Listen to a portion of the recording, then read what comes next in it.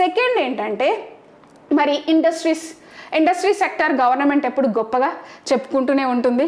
Okay, so ఆ ఇండస్ట్రీస్కి సంబంధించినటువంటిది ఒకటి వాళ్ళు టీఎస్ గ్లోబల్ లింకర్ అంటే ఏంటి అని డైరెక్ట్గా ఇచ్చారు, మనకి అవుట్లుక్లో దొరికిపోతుంది. అలాగే తెలంగాణ ఎకానమీ అకాడమీ వాళ్ళ బుక్ కూడా ఉంటుంది, ఆ బుక్లో కూడా మనకి ఈ కంటెంట్ దొరుకుతుందండి. సో చూడండి, నీకు చెప్పాను కదా, వీళ్ళు ఒక మన అవుట్లుక్లో కొన్ని వాళ్ళు గవర్నమెంట్ ఇట్ సెల్ఫ్ కొన్ని బాక్సెస్ ఇస్తుందండి. ఆ బాక్సెస్లో ఇప్పుడు ఎస్ఎంఈలు ఎంతమంది ఉన్నారు అంటే మనకి మైక్రో స్మాల్ మినీ అంటాం కదా, మీడియం స్మాల్ మైక్రో ఎంటర్ప్రైజెస్ అంటాం. సో మైక్రో ఎంత, మీడియం ఎంత అని వాళ్ళే డేటా ఇచ్చుంటారు. సో ఆ డేటా ఇచ్చారంటే మనం ఒకసారి కన్ను వేసి ఆ డేటాని కాస్త అనాలిసిస్ చేసుకోవాలి. ఎందుకంటే మనకి ఏబిసిడిఈలో ఏ ఒక్కటి కూడా క్లారిటీ అట్లీస్ట్ 2-3 అంతే. మనకి ఇక్కడ అట్లీస్ట్ ఇక్కడ ఎలిమినేషన్ మెథడ్ అనేది ఉంది. సివిల్ సర్వీసెస్ తరహాలో అయితే ఈ మధ్యకాలంలో ఆ ఎలిమినేషన్ మెథడ్ కూడా పనిచేయట్లేదు. అంటే ఎన్ని స్టేట్మెంట్స్ అన్నీ కరెక్ట్ తెలిసి మనం పెట్టగలుగుతాం. సో అలాంటప్పుడు ఒకవేళ మనకు కూడా అలాంటి క్వశ్చన్స్ ఇస్తే ప్రాబ్లం అవుతుంది.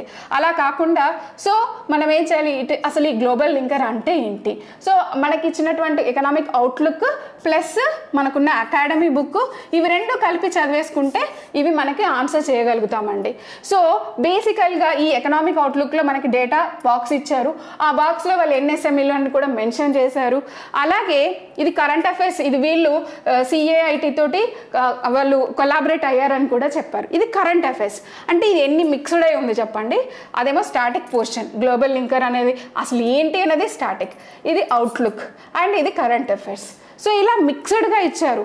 సో కాబట్టి మీరు మ్యాక్సిమం చేయగలిగింది ఏంటంటే ఈ అనేది తెలిసినా తెలియకపోయినా మీకు మిగతా పాయింట్స్ మీద అవగాహన ఉంటే మనం ఆన్సర్ చేయగలుగుతాం.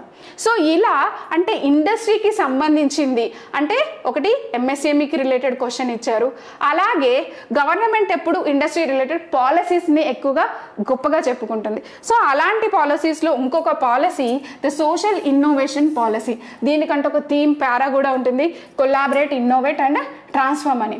సో ఇలా డైరెక్ట్గా క్వశ్చన్ అడగొచ్చు. అలా కాకుండా పాలసీ లోపలికి వెళ్ళేసి డీటెయిల్గా కూడా అడగొచ్చు.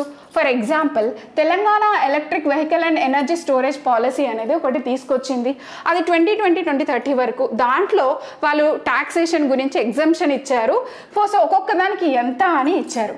అసలు మనం గనక ఈ పాలసీలోకి వెళ్ళి చూస్తే వాళ్ళు అది కూడా ఆ డేటా మనకి అంటే గవర్నమెంట్ ఏదైతే ఎక్కువ హైలైట్ చేసుకుంటుందో పిక్చరైజ్గా అప్పుడు లేదా ఒక బాక్స్ వేసి అలాంటి వాటిని మనం గట్టిగా పట్టుకుంటే అప్పుడు మనకి ఇలాంటి ప్రిలిమినరీ క్వశ్చన్ని ఆన్సర్ చేయడానికి ఎక్కువగా ఈజీ అవుతుందండి.